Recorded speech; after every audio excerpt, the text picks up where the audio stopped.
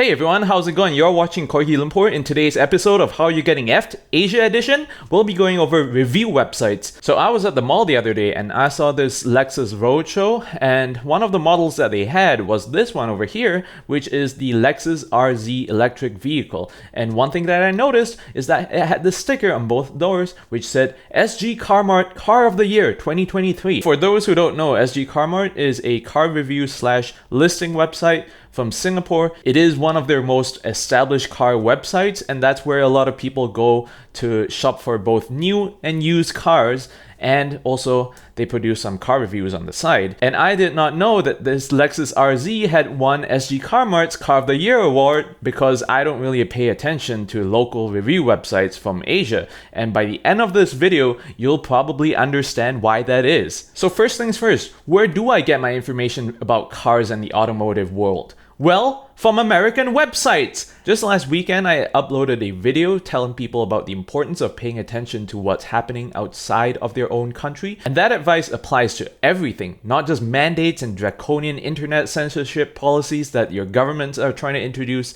into your country, but also for other things like car reviews, for example. Why? Because there's a lot of websites outside of Asia who seem to be able to produce a lot of good content, a lot of good, honest, informative content, as opposed to Asia, which is a lot of spec sheet reading, a lot of saying nice things, and a lot of coding the shit in a nice wrapper and putting a bow tie on it to make those bad things and negative things seem like not such a big deal. So go ahead and buy that product that I'm shilling to you today. In the words of Louis Rossmann, don't delay, buy today. And I'm not referring to SGCarMart over here. I'm talking about the general review landscape in Asia, and a lot of these lovely influencers, which there seems to be no shortage of in Asia, as opposed to people who like to tell the truth and like to talk about things that are not so nice to talk about, but at the end of the day, they're not trying to shine the turd. They're just giving it to you as it is without all the bullshit and sugar wrapping on top of the truth, because that's just what it is. So today we're going to go over the review of the Lexus RZ from two YouTubers whom I consider,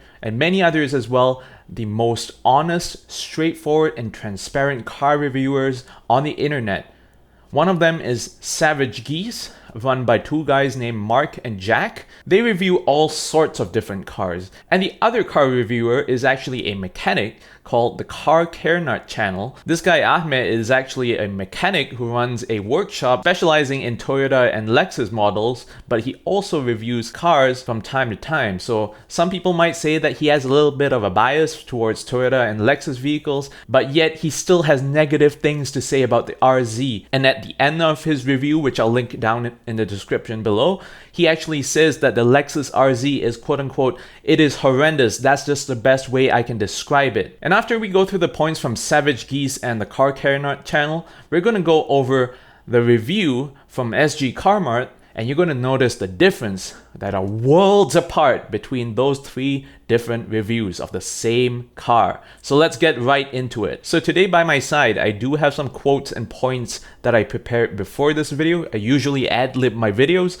but I do have these prepared today because there are timestamps across all these three videos, and I will include those same notes down in the description below, so you get to go into those videos and check these things out for yourself. So the first video we're going to look at is from Savagegeese. Mark is the main reviewer over here, and at 0:53 he says that the Lexus RZ has this giant jelly bean breadbox look that most EV makers are going for, aka a very generic SUV. This is the ubiquitous design that all EV makers are trying to do now, because people want SUVs, and what are you going to do? You're going to turn it into a giant jelly bean breadbox.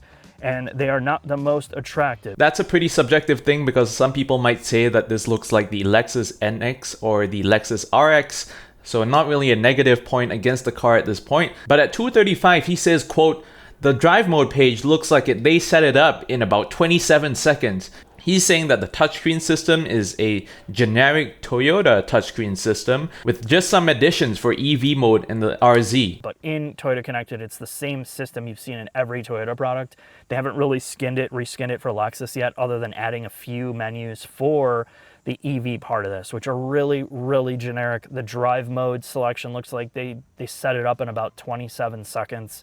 So the reason why that's a bad thing is because the Lexus RZ is a 65 to 70,000 US dollar car in the US.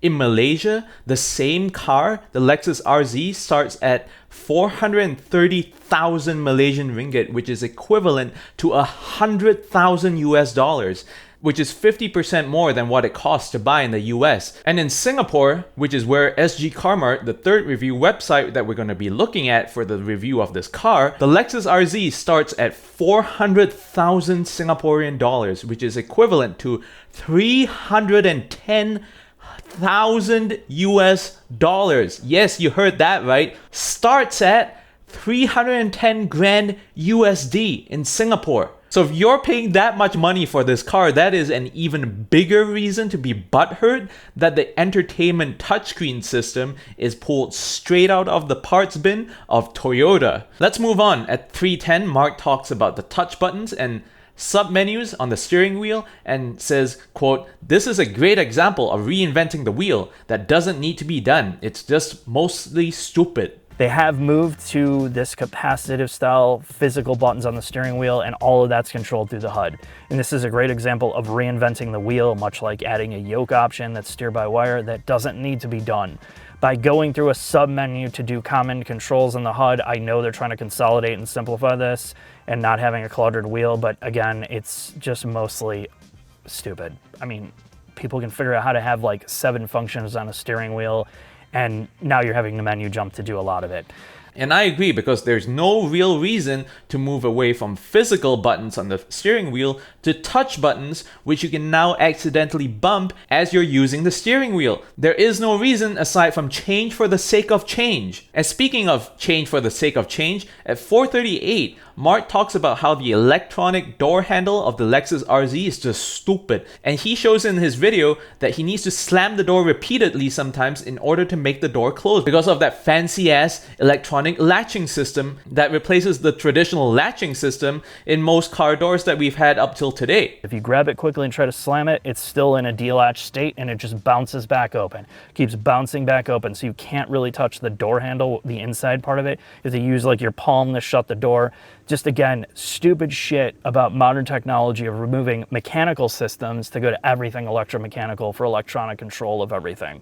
And pretty much midway through his video, Mark already says at 6:44 that the Lexus RZ, quote, "is not a vehicle that you want to buy and be stuck with." So the model of the Lexus RZ that he's reviewing costs something like $67,000, and according to him, that model has 20-inch wheels, and the range on that car is barely 196 miles, which is equivalent to 313 kilometers, which is about half of what you can usually get with a gas car, which is about 600 kilometers or about 400 miles. And the best part is, people like to drive with their windows down in America and in Europe, where it's not 30 Celsius, 95 degrees Fahrenheit year-round with 60 to 90% humidity like they have in Malaysia and Singapore. So when the air conditioning comes on, the range drops even lower than that. So according to Mark, with the HVAC, the range of the Lexus RZ drops down to 160 miles, which is about 256 kilometers, which is pretty darn bad. Most Malaysians and Singaporeans will be familiar with JB, which is a small town across from the Singaporean border,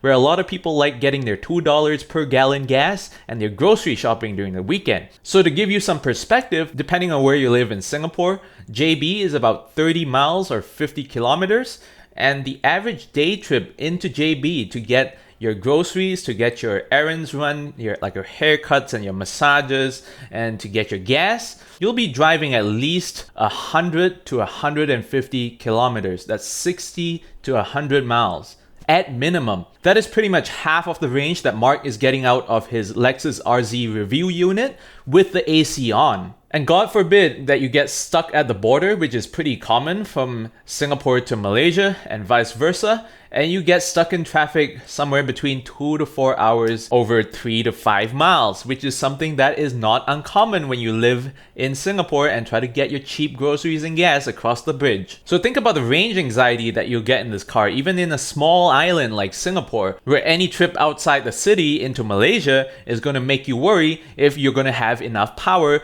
and not get stuck by the roadside. Mark also points out that one of the selling points about Lexus vehicles is that they're really quiet and stable, but he also kind of wonders out loud in his video what will happen once every single brand starts making their own EVs which are also quiet and stable. So what will be the competitive edge of Lexus after that day comes? And that's something that I like about reviewers like Mark, because he's not just talking about the car, but he's also thinking about the bigger picture of what the product direction and what the company direction of that car manufacturer will look like in the future, because that will affect things such as how well the car sells, and if a car doesn't sell well, they might discontinue it early, and if they discontinue it early, there might be a reduction of spare parts that will become available after that, and that might cause problems if you are the owner of one of those cars with not as many spare parts available for your model compared to others that they make. And to wrap up his video, Mark says at 11:27 that this thing basically has no character, and at 12:26 he says, quote,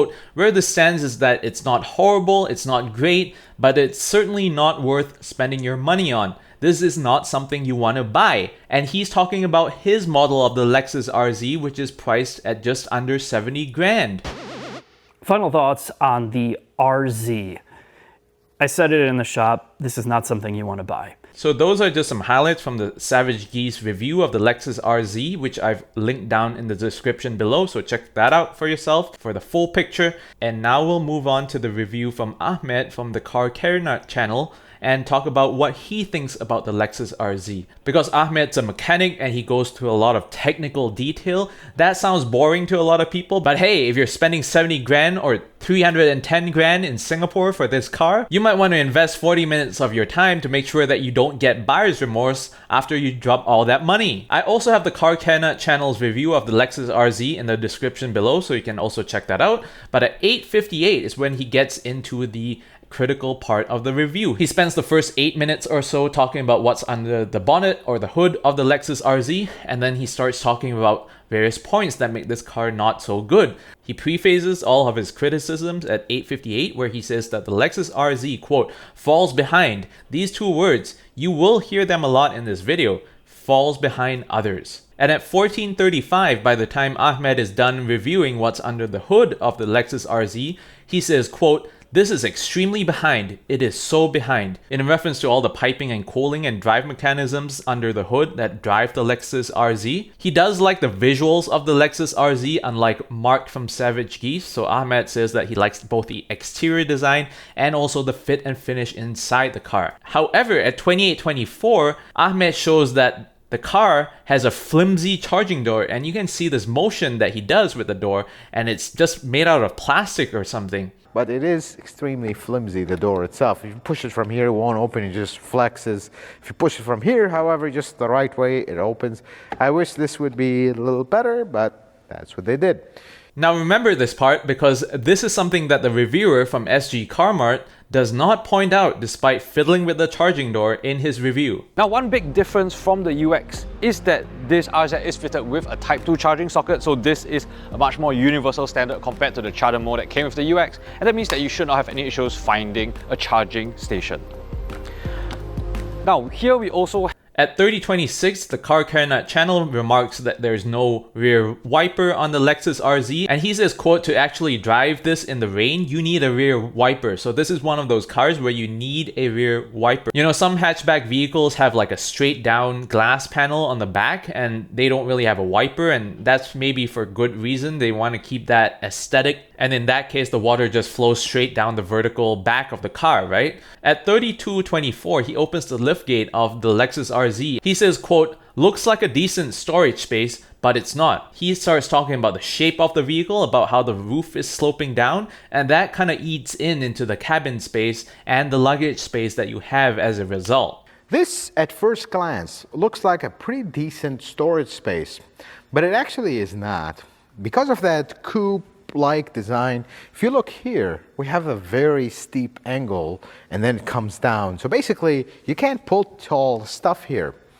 Makes it a very actually small storage area. By 35:09, he's in the interior of the car and he's pointing out shortcomings of the Lexus RZ on the inside. He says unfortunately most of the climate controls are in the touchscreen of the car, and that makes it hard for you to press because you don't really have a tactile feel of what you're tapping on as you're driving the car, and you don't really want to pull your eyes off the road when you're driving just to look at the screen and check out which fan setting you're adjusting, or if you're bumping the wrong button for the seat heating, for example. And he also says that the main gauge screen is pretty much a useless screen because there was a lot that has to be done using the head-up display that he points out at 3539. He talks about the touch buttons on the steering wheel as well, and the only way you can see what settings you're changing using those buttons is on the heads-up display. It doesn't show on the instrument cluster of the car because that's a screen, and for some reason the designers opted not to show that information on the main screen itself, but on the projection unit on the dashboard. The gauge is a screen. And for lack of a better word, it is a useless screen. I mean, it has so little customization that it's basically useless. It might as well be gauges, and that's about it, because this screen does absolutely nothing. The steering wheel has the Lexus's latest button situation. I don't really like it because you have to use the heads-up display to operate this. Super confusing, super unnecessary, but that's what, actually not just this, all newer Lexus are going to, NX, RX, and more to come. So at 3610, he says that there's no glove box in the car. There's a lot of things that he starts complaining about at this point, and I'm gonna go through them one by one. 3736, he says that it's not just the RZ, but also other Lexus models and other newer cars, that there's so much safety tech and like driver monitors and cross-traffic alerts and whatever that are constantly beeping at you, and that's just distracting, right? So at 3624, he says, quote, "It just constantly beeps at you when you drive. I'm driving safely, can you just leave me alone? No, it constantly beeps at you as you drive." But then there is one last thing about this that it has to be said. And this is not just the RZ, this is the RX and the NX and all basically the newer models. This has so much safety tech. And one example of that is the little driver monitor that always looks at you, so make sure you're watching the road. And then there's a cross traffic, and there's all these kind of safety systems. This car, as quiet and refined as it is, it'll constantly be beeping at you for one thing or another. Extremely annoying, to a point where you end up turning off all these systems that you pay dearly for. This is a valid point even with cars that are not brand new, because there are many cars which already have lane keep assist and blind spot detection and rear movement detection, so you don't bump into people or other cars when you're backing up the car. I think a lot of people who have driven cars with these features will agree that a lot of these features, aside from maybe blind spot detection, are just distracting, and a lot of times there's just so many false positives that you end up turning that system off anyway. And the problem that exists with this nanny state babysitter world that we live in is that a lot of these features, once you turn them off, they come back on once you restart the car. So you're gonna have to turn those features off every single time you get into the car and start it. Isn't that great? But reviewers in Malaysia and Singapore would be like, "Oh my god, all this tech, oh my god, so cool, look at this, it has an app, oh my god, so cool, it has a touchscreen, oh my god, so cool, it has bling bling RGB lighting that just flashes at 500 different colors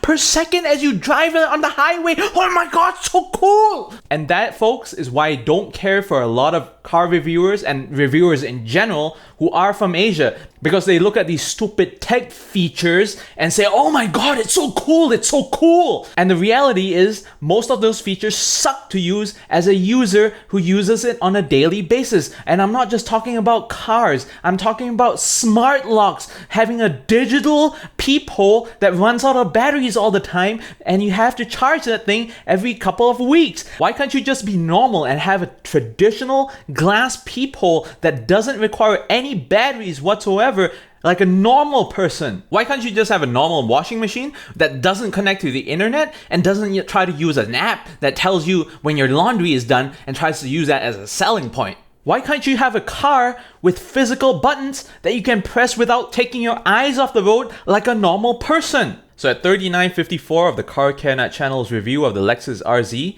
he talks about the electronic door handles and how they're just kind of cumbersome.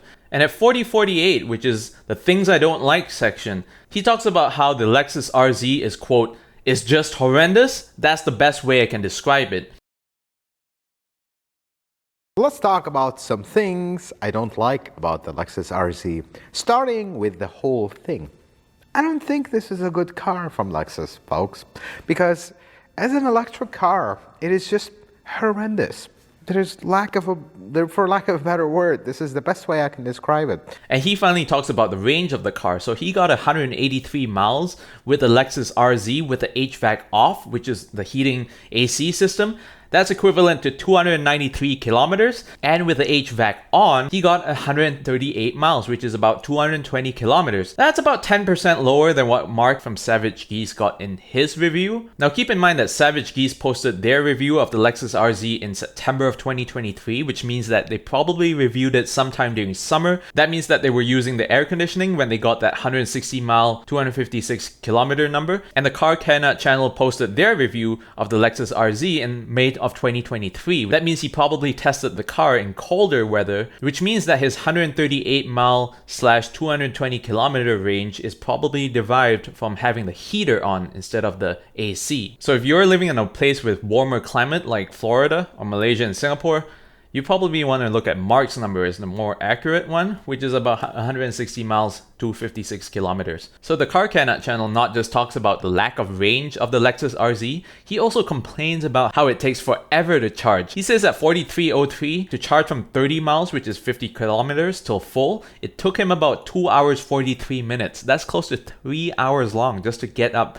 from 30 miles / 50 kilometers all the way up to 138 miles or 220 kilometers. And he talks about how other electric vehicles charge way faster than that. Some of you may know that faster charging isn't always better because it heats up the battery faster, which causes the lifespan of the cells to degrade faster. But just having that option is nice, right? So I have fast charging on my phone. I almost never use it. However, for those once a year kind of situations where I need my phone charged from a really low level to full really quickly, it's nice to have that option and just turn it on at one time. But for the rest of the year, I keep fast charging from my phone off. You could have the same concept just for your car. And then the last section at 44 minutes, in the should you buy section, he says about the Lexus RZ, quote, "This is simply not a good car. It was really not thought out as an electric car. It is leaps and bounds behind its competitors." So should you buy a 2023 Lexus RZ? Folks, this is the unfortunate truth. This is simply not a good car. It was not really well thought out, and as an electric car, it is leaps and bounds behind its competitors. And that's the wrap up from the cont'd channel. Let's move on to the SGCarMart review of the same model of car. So the SGCarMart review of the Lexus RZ starts out pretty much like the others. He starts talking about the exterior of the car and the design, and at 2:20 he moves on to the back of the car where he opens up the liftgate. It's at this point that the reviewer just says that it's 522 liters per the spec sheet, and it's nice and sizable. If we open the boot, here we have a 522 litre boot, so it's nice and sizable. It will easily pass the anti-trolley length test, and of course you'll fit at least 2 of these, no problem at all. Now keep in mind, just a few minutes ago we heard from the cont'd channel that it looks like a decent storage space, but it's not because of the shape of the vehicle. This, at first glance, looks like a pretty decent storage space, but it actually is not. Because of that coupe-like design, if you look here, we have a very steep angle and then it comes down. So basically, you can't put all stuff here. Makes it a very actually small storage area. This guy doesn't talk about this in his review. At 4:20, he starts talking about how the heads-up display and touch controls are cool. And quote, "You don't have to take your eyes off the road at all." Also have the heads-up display that I really like. So one of the cool things is that when you put your finger on these touch controls, it actually shows you what function is changing, and that's neat. That's very easy to use, very intuitive, and you don't have to take your eyes off the road at all. The steering wheel has the Lexus's latest button situation. I don't really like it because you have to use a heads-up display to operate this. Super confusing, super unnecessary. You see how I was memeing reviewers from Singapore and Malaysia just now? This is where it comes from. They see touch, they see anything RGB lighting, they see anything that requires an app. They almost always say that it's cool and that it's high tech, like it's a good thing. At 4:47, he talks about the sunroof of the car, which has this electronic tinting function, which in the cont'd channel, he says that you'll forget it in about 3 days because it's something that's just forgettable. It's not really a feature that is super cool to look at beyond the first couple of tries. At 5:11, we hear what is the one and only negative point that I could pick up from this 11-minute long video, which is the storage shelf in the middle is not very accessible. That's the only complaint that shows up in this review of the Lexus RZ from SGCarMart. At 5:41, he says, quote, "Overall, I don't really have any complaints about this cabin." Overall, I don't really have that many complaints about this cabin, right? It's a Lexus cabin, it's what you expect. It feels expensive, it feels very, very well crafted, well put together. Good for you, sir. At 7:47 of the SGCarMart review, he goes over the range numbers. He talks about the spec sheet of the manufacturer, which is about 440 kilometers or 275 miles. And he says that realistically, you're looking at the mid 300s in terms of kilometers, which is about 200 plus miles. And that's not a lot of range, so that would be a negative thing to point out about this car, but he just glosses that over and puts a positive spin that, quote, "Typically, that's what you'll receive for other cars in this segment." I'm on a full charge. That's quite optimistic. So I think realistically, you're looking at somewhere in the mid 300s, right? So it's not the best by any measure, but I think for most people, that's 4 days of driving. So if you have the ability to charge these on a reasonably regular basis, I think it's a very usable kind of number.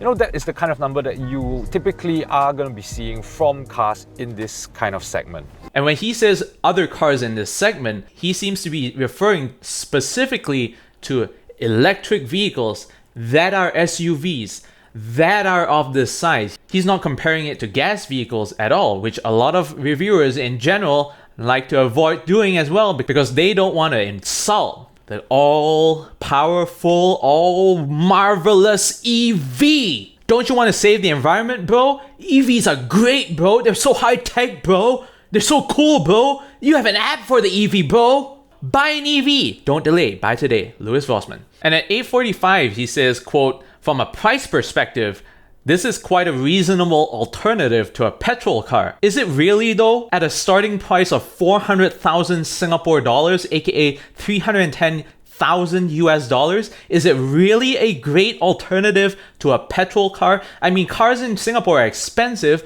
but there are cheaper cars than 400,000 SGD / 300,000 USD. Now, to give you a benchmark, a Corolla or an Elantra costs about 180,000 Singaporean dollars in Singapore, which roughly translates into about 135,000 USD, which is disgusting by US standards, but is actually pretty affordable, and I'll get into that in another video, by local standards in Singapore, in Malaysia as well. If you take the same number and just pop the SGD off and put the Malaysian ringgit in front of it, that's pretty much the same number all the time for cars when you try to buy the same model in Malaysia. To give you a more direct comparison, for the same price as the Lexus RZ in Singapore, you could buy either the Lexus NX F Sport or a Lexus RX 350, both of which are similarly sized, similar form factor SUV, and both of them are even hybrid vehicles, so you can't really use the whole "it saves you money from pumping gas" argument. That's something that this car reviewer doesn't go into, and what a lot of car reviewers in general fail to make as a comparison. They just keep looking at EVs like they're this separate class of vehicle that are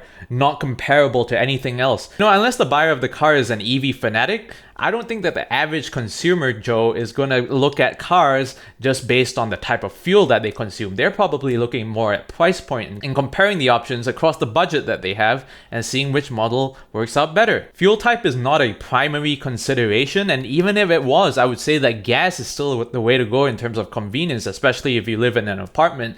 You don't really have charging points set up, or you might have a few charging points in that parking lot of yours, and you might have to compete with other EV owners for those. And at 9:41, which is the last quote that I have from SGCarMart's review of the Lexus RZ, is that, quote, "One advantage is that it is built on a dedicated EV platform."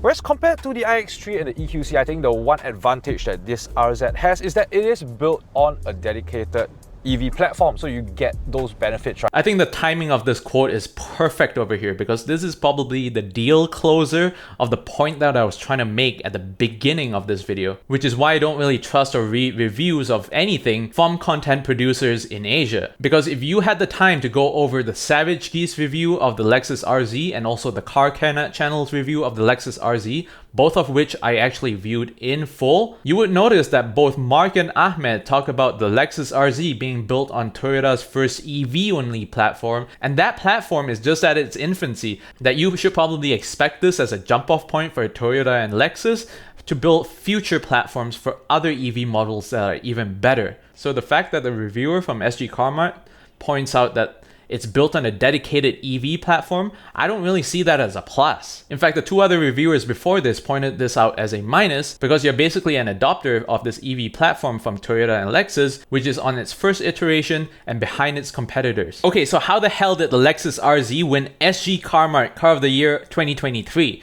Over here, I have the judging criteria of Car of the Year 2023 from SGCarMart open. I'll have it linked in the description below as well, so you can read for yourself. But we're just going to go through this really quickly. The annual SGCarMart Car of the Year recognizes each car manufacturer's efforts and creativity in bringing their cars to a higher level in terms of design efficiency, versatility, and value for money. Our judges will evaluate the cars based on a total of 8 criteria. The first 7 criteria are average monthly views on SGCarMart.com, average price, features, performance, fuel economy, size, safety features.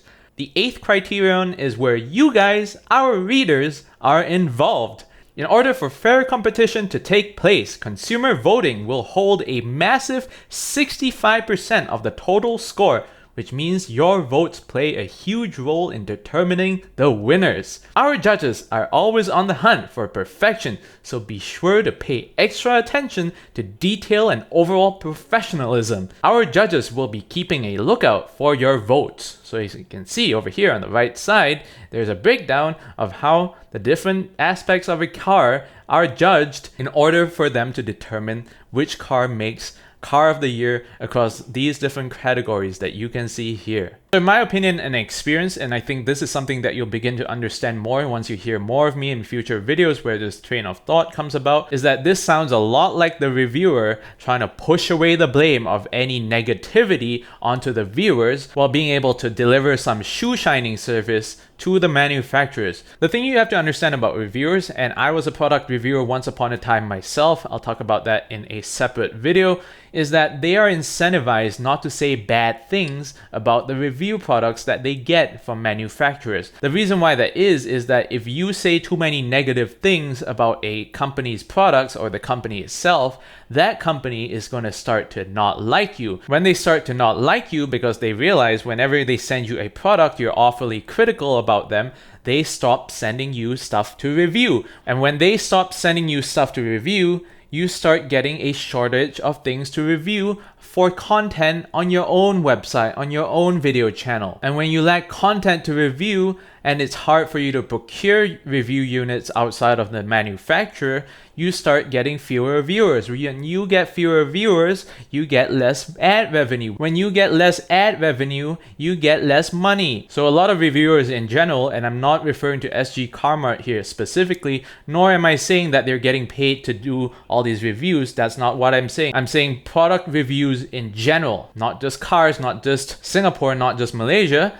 but product reviewers in general across the globe are indirectly financially incentivized to A, say positive things about the products that they review, and B, not talk too much shit about the products or the companies whose products that they review, because if they do that, they stop getting all this stuff for review. On top of that, they might stop getting invites to all these press events that the media is invited to, which can range from product launches in 5-star hotels to product launches aboard a cruise ship in the middle of the Caribbean, all the way to flying people to a press event in Europe for a product testing opportunity. And all of these are not exaggerations. Those things are very real. These are the kinds of perks that people who review stuff, including influencers, are given by many companies in order to be part of that product review process. So in my opinion, having a Car of the Year award with its liability kind of offloaded onto users of a publication is both really, really smart and also really, really slimy. Because if you look at this list of Car of the Year in different categories on SGCarMart, you start to get really some question marks of suspicion on top of your head as to how some of these models got chosen and nominated in the first place. So hatchback of the year is a Volkswagen Golf. I guess that's a valid option, but where are those options from Toyota and Honda, for example, which are, you know, the bread and butter cars of a country like Singapore where cars are very expensive? A VW Golf is most certainly priced at a higher price point than its Japanese equivalents in many parts of Asia especially. And then you have things like the Peugeot 408 getting compact sedan of the year. I mean, this isn't a very common car in Singapore at all. I've probably seen a handful of them, but there are way more Hyundai Elantras, there are way more Corollas on the road. There are not many Civics, so I can see the reason that Civic isn't a choice over here. Why not the Corolla or the Elantra or the Avante as it's called in Singapore? Why the Peugeot 408? Is that really a popular car among many readers? I mean, the Kia brother from another mother of the Elantra appears over here. But why not the Elantra itself? And then there's the Maxus Mifa 9, which I never even heard of until I saw it on this page over here, which I've never even seen even once in Singapore nor Malaysia. Malaysia has a lot of Chinese imported cars, which I assume is what this is. I've never seen one of these in Malaysia before either. Are the readers of SGCarMart really that enthusiastic about this model of car? Gee, maybe I should just brush up on my Chinese, because this is really something that I've never even heard of, really. And I'm not even sure how people would have heard of this car anyway outside of this website. So there you have it, folks. One of the shittiest vehicles you can buy, according to the best car reviewers in America, is Car of the Year, according to one of Singapore's most prevalent car publications. And that is the reason why I don't pay a lot of attention to reviewers nor influencers in Asia and what they have to say. And that is also the reason why you as a person needs to look outside of your own country, especially if you live in Malaysia and Singapore, because there's a lot of good content produced outside of Asia that are still relevant for the Asian audience, because there are a lot more people in America and in Europe who aren't afraid to tell the truth, even if they may come with negative implications. And I talked about him in the Louis Rossmann response video that I posted on Friday, but Steve Burke from Gamers Nexus, for example, Gamers Nexus is a computer hardware review channel on YouTube. He's gotten cut off from multiple manufacturers in the past simply because he's an objective reviewer. He's not afraid to tell the truth about the products that he gets to review. As a result, he's been cut off from some people in the past, and he's had to look for other ways to procure his review units for his content. And that's okay, because he's a man of principle. He stands by his own ethics, he stands by his viewers, he stands by giving his viewers content that's honest and straightforward in order for them to not spend money on stuff that they shouldn't be buying in the first place. That's what a product reviewer should be. But sadly, we have a shortage of people willing to tell the truth in this world. That's why I started this channel. We need more people to be honest about what they're seeing, even though it might not be the nicest things to hear. The truth is more important than coating a turd with a nice wrapper and a bow tie on top of it, instead of exposing the bullshit as it is. Thanks for watching this video, guys. I hope to see you all in the next video. Have a good day, and I hope you learned something. Goodbye.